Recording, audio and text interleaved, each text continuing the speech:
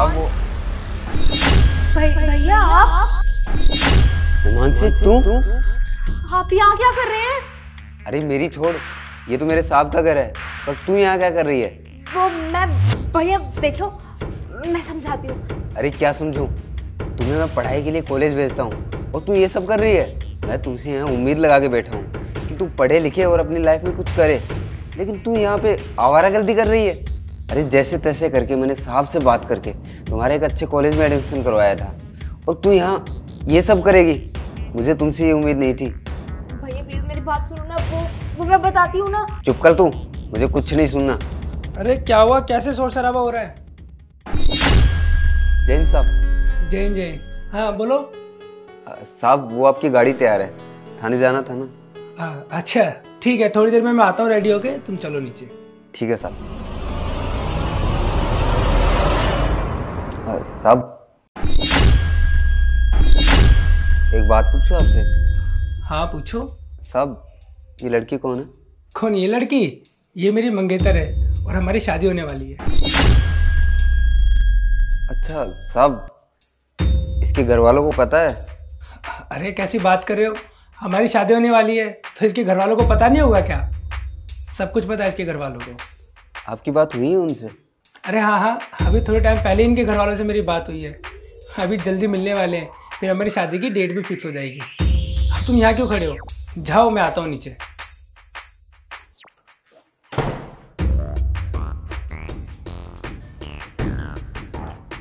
ये जो कुछ भी हो रहा है ना, तो सही नहीं हो रहा है और साहब को पूरी सच्चाई का नहीं पता है। मुझे नहीं पता था मेरी बहन ये सब कुछ करेगी। मैं एक काम करता हूँ, साहब को सब कुछ बता देता हूँ।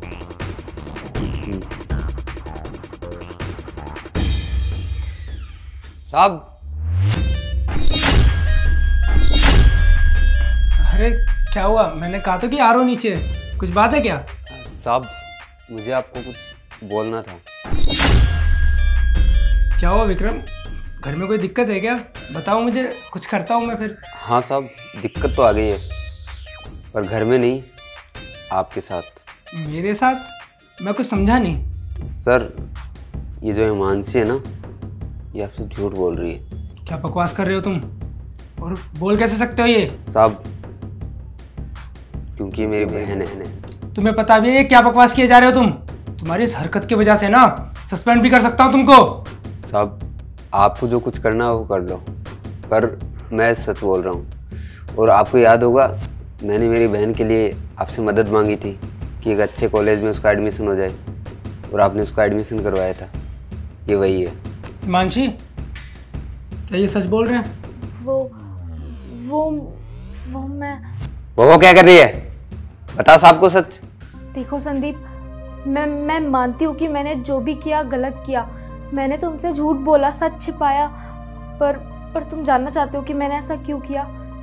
मैं तुमसे बहुत प्यार करती हूँ और मैं तुम्हें खोने से बहुत डरती हूँ। तुम एक बहुत बड़े आईएएस ऑफिसर हो और मेरे भैया एक छोटे से पुलिस ऑफिसर। अगर तुम्हें यह बात पता चलती कि मैं एक छोटे पुलिस ऑफिसर की बहन हूँ तो तुम मुझे छोड़ के चले जाते, और मैं ऐसे नहीं होने देना चाहती थी। इसलिए मैंने तुमसे ये सब छुपाया और तुमसे झूठ बोलती रही कि मैं एक बहुत अमीर फैमिली से बिलोंग करती हूँ, जबकि ये सब झूठ था।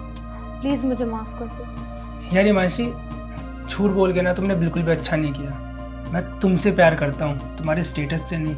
मुझे कोई फ़र्क नहीं पड़ता तुम अमीर हो गरीब हो, बस फ़र्क इस चीज़ से पड़ता है कि तुम मुझसे प्यार करती हो और मैं तुमसे।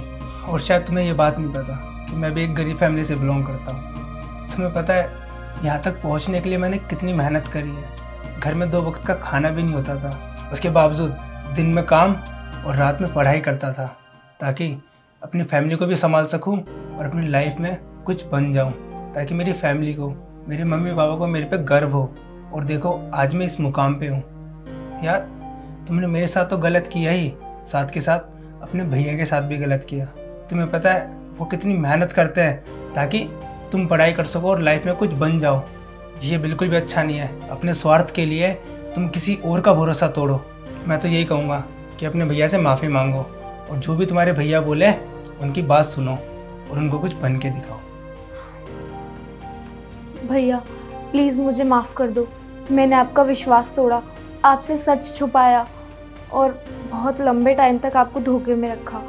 मैं प्रॉमिस करती हूँ कि आज के बाद ऐसी गलती कभी दोबारा देखने को नहीं मिलेगी और मैं अपनी पढ़ाई में ना बहुत मन लगाऊंगी और आपको एक दिन कुछ बन के दिखाऊंगी। कोई बात नहीं, पर आगे से तुम पढ़ाई पे ध्यान दियो। तो एक काम करो, अपने कॉलेज जाओ, मुझे भी साहब को थाने लेके जाना है।